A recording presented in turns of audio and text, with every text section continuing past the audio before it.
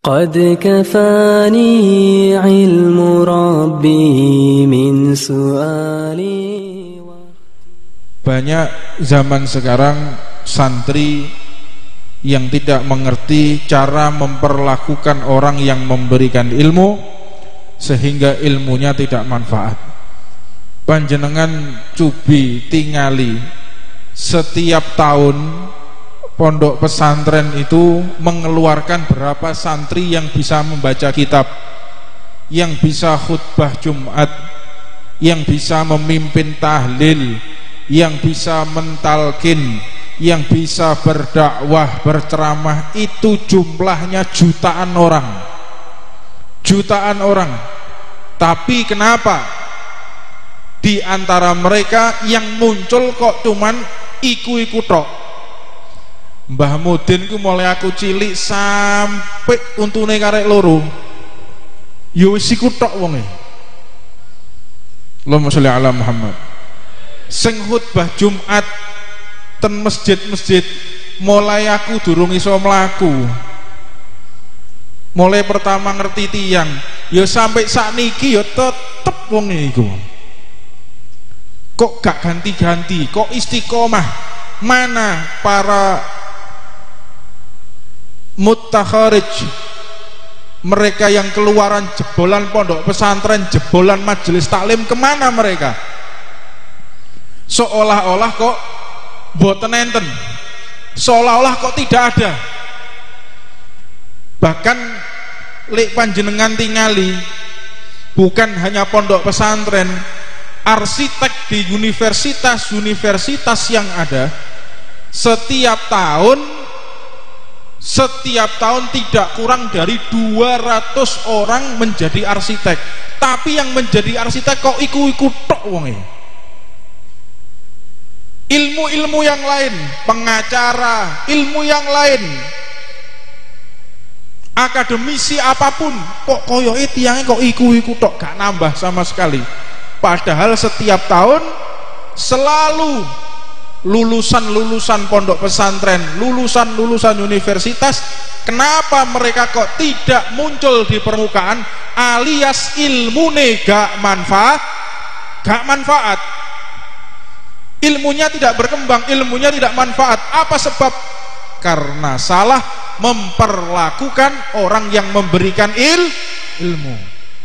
Makanya hati-hati yang masih sekolah SD, SMP, SMA, hati-hati. Panjenengan jangan sesekali menggores perasaan bapak dan ibu guru. Gurune wak wadeni, de ketek ogleng iki teko. Kadang-kadang gurune wak ilok-ilokno. Guru dilok, kadang gurune digambar bareng.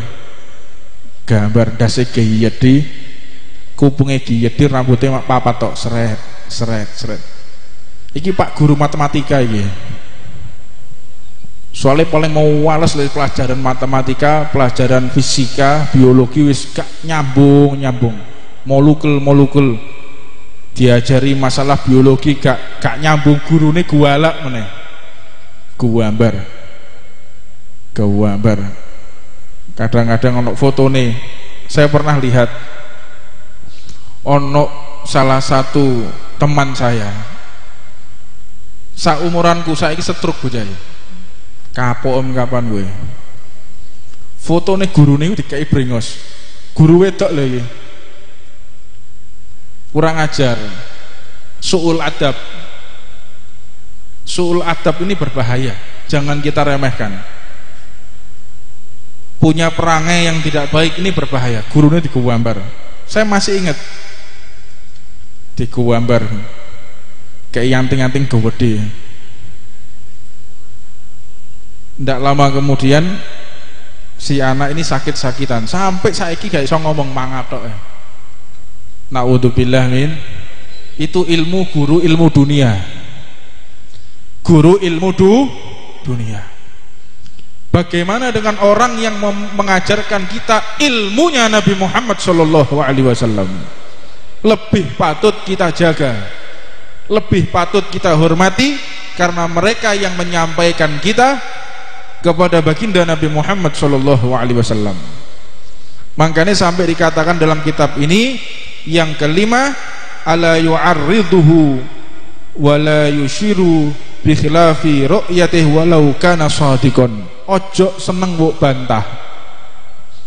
Jangan kita pernah membantah orang yang memberikan ilmu, walaupun kita yang benar, beliaunya yang salah. Ta'adduban, beradab. Sebagaimana pelajaran awal diajarkan oleh para sahabat Nabi kepada Nabi Muhammad sallallahu alaihi wasallam. Riyen niku Rasulullah ketika sholat duhur, beliau sholat 3 rakaat lalu salam. Maka sahabat pun mengatakan, ya Rasulullah, apakah sholat zuhur ini saat ini diturunkan wahyu kepadamu berkurang rakaatnya? Rasulullah pun mengatakan, aku telah dilupakan oleh Allah, aku dilalekno oleh Allah.